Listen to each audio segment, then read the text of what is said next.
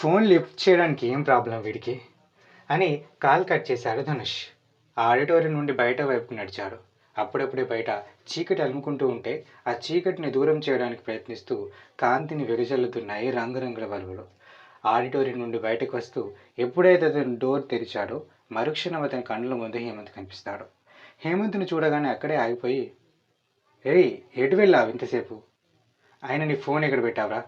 Call చేస్తే lift చేస్తే లేవు అని కొంచెం కోపంగా అన్నాడు ధనుష్. హేమంత్ కొంచెం కంగారుగా లోపలికి వస్తూ, జస్ట్ అలా బయటకు వెళ్ళారా అని ధనుష్కు బదిలిచ్చి, ఫోన్ పాకెట్లోనే ఉంది, మేబీ సైలెంట్ మోడ్లో పడిపోయిందేమో అని ఫోన్ని బయటకు తీస్తూ ఆగిపోతాడు. అతను పక్కనే నడుస్తూ, ఏదో ఒకసారి నీ ఫోన్ ఇటు అని ధనుష్ చేయి చాపాడు. హేమంత్ ముందుకు నడుస్తూ తన జేబులో మెల్లగా చేయి పెడతాడు. ఎలా అంటే ఏదైనా తప్పు జరిగితే పోలీసు ముందు దొరికిపోయే దొంగల.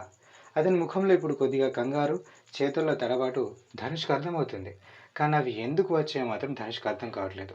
చాలా జాగ్రత్తగా హేమంత్ తన జేబు నుండి ఫోన్ తీసి ధనుష్కి అందిస్తూ, ఇదిగో అని ఒక్క క్షణం కూడా ఆగకుండా అక్కడి నుండి ముందుకు వెళ్తాడు. ఫోన్ స్క్రీన్ వైపు చూపు మళ్లించిన ధనుష్కి నిజంగా ఫోన్ సైలెంట్లో ఉన్నట్టుగా కనిపిస్తుంది.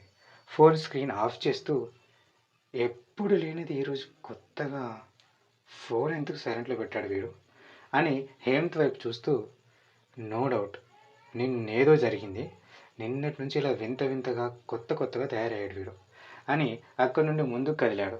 హేమంత్ ఫోన్ని గట్టిగా నొక్కి పట్టి, ఏం జరిగిందో తెలుసుకుంటా అని హేమంత్ భుజం మీద చేయి వేశాడు.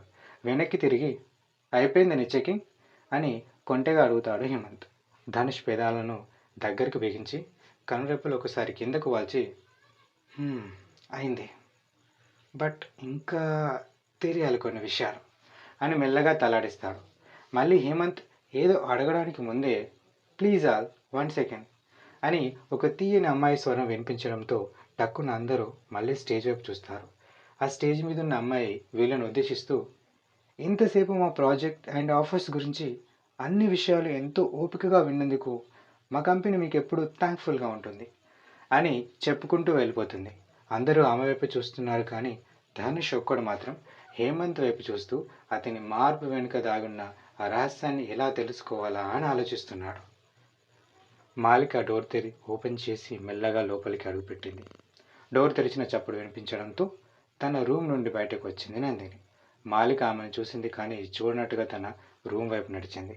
ఎప్పుడు తనని చూడగానే మాలిక ముఖంలో చిన్న చిరునవ్వు వచ్చేది, కానీ ఈసారి నందిని ఎంత గమనించినా మాలిక ముఖంలో ఎలాంటి నవ్వు కనిపించలేదు. మాలిక ముభావంతో తన రూమ్ వైపు వెళ్ళిపోతూ ఒక్కసారి ఆగిపోయి నందిని వైపు చూసింది. ఈసారి ఆమె నవ్వుతుందేమో, పలకరిస్తుందేమో అనుకుంది నందిని. కానీ మాలిక మాత్రం డైనింగ్ టేబుల్ మీద డబ్బులు పెట్టి, తీసుకెళ్ళి కట్టే అని అన్నది. నందిని కొంచెం కోపంగా, నాకు అవసరం లేదు అని తన రూమ్ లోపలికి వెళ్ళి డోర్ క్లోజ్ చేసుకుంటుంది.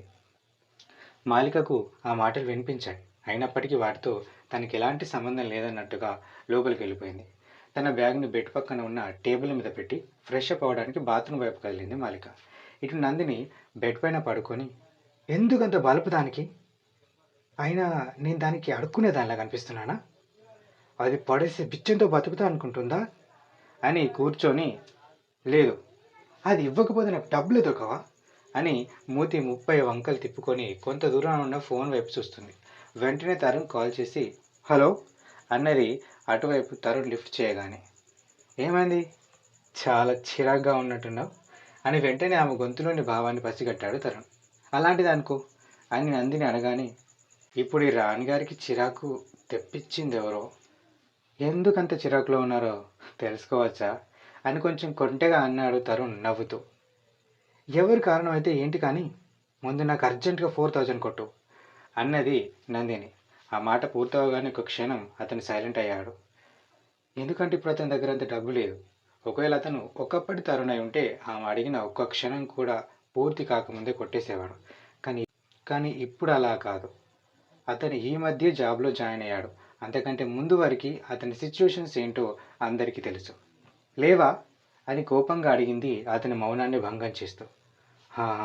ఒక 10 మినిట్స్ పంపిస్తా అని కాల్ కట్ చేస్తాడు తరుణ్. నాకేం అక్కర్లేదు నీ పుక్కలో డబ్బులు అని గర్వంతో కుర్రలను వెనక్కి అనుకొని లవ్ యూ తరుణ్ అని ఫోన్ స్క్రీన్ మీదున్న తరుణ్ ఫోటోకి కిస్ ఇస్తుంది నందిని. కొన్ని నిమిషాలకి ఇద్దరు రూమ్స్లో ఒక రకమైన నిశ్శబ్దం. అది కేవలం నిశ్శబ్దం మాత్రమే కాదు, ఆ ఇద్దరి మనుషుల మధ్య దూరం పెరగడానికి పడిన మొదటి మెట్టు అనుకోవచ్చు. ఒకరు కాదనుకున్నారు, ఇంకొకరు ఇక చాలనుకున్నారు. ఈ ఇద్దరు అక్కాచెల్లుల మధ్య మొదలైన ఈ దూరం ఏ తీరం చేరుతుందో, ఎలా ముగిసిపోతుందో కాలమే తేల్చాలి. ఏంటి సార్, చాలా హ్యాపీగా ఉన్నట్టున్నారు అని అడిగాడు సోమనాథ్. సోమనాథ్, చాలా చాలా హ్యాపీగా ఉన్నాం. మా చేతి నుండి జారిపోతుంది అనుకున్న దాన్ని మాకు అందించారు. మీరు చేస్తున్న సాయం వల్లే మాకు ఆ ప్రాజెక్ట్ వచ్చింది అని ఫోన్లోని అవతలి వ్యక్తి అన్నాడు. నేను చేసింది ఏముంది సార్, అంతా మీ టాలెంట్. అయినా ఫస్ట్ దాన్ని చూసినప్పుడు దాంతో నాకు ఎలాంటి లాభం లేదనిపించింది, టు బి ఫ్రాంక్. కానీ కొన్ని సెకండ్ల తర్వాత దాంతో మీకు లాభం ఉందనిపించింది, అందుకే మీకు పంపాను అని అన్నాడు కొద్దిగా నవ్వుతూ సోమనాథ్.